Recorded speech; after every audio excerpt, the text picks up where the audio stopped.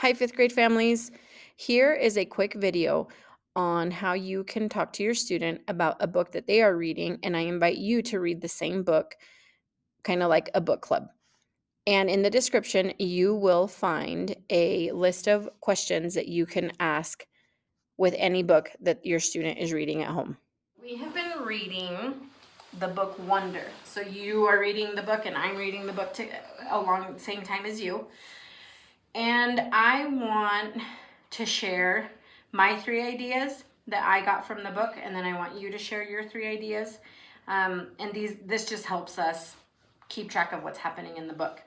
So some of the things that I noticed in the first 3 chapters was that people stare at Augie because of how he looks and how his face looks, right?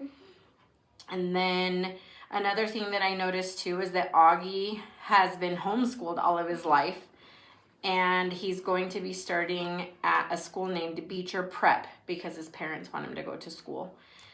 And Augie also says in the book that he feels ordinary, so he feels normal on the inside, but not everybody sees him that way. What did you write down for your 3 ideas that you wrote down while you were reading? My first one was Augie was born with facial differences, and Augie has been educated at home for his whole life. The last one, Augie feels normal inside. So we had some of the same ideas, things that stood out to us while we were reading those first 3 chapters.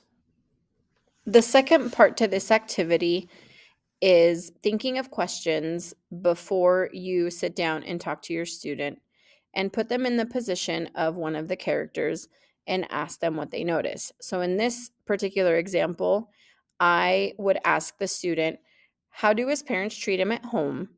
And what would you do if he was starting at your school tomorrow? And then you can go ahead and have a discussion, and this connects more to that social emotional piece, because in fifth grade, as you know, it is a big year around friendships and identity, and those questions can help open up other conversations. This activity is very beneficial because it pushes your students' thinking. And when you are in this activity, go ahead and push on details and ask them to give you the evidence that led them to that detail or that thought. And it's always beneficial as well to connect the reading to their own personal experiences and again open up that conversation. And then this way, if they're writing in their notebook and keeping notes, then they are able to keep track of how the character changes over time. And then again, keeping track of those major events, which at the end builds on their comprehension.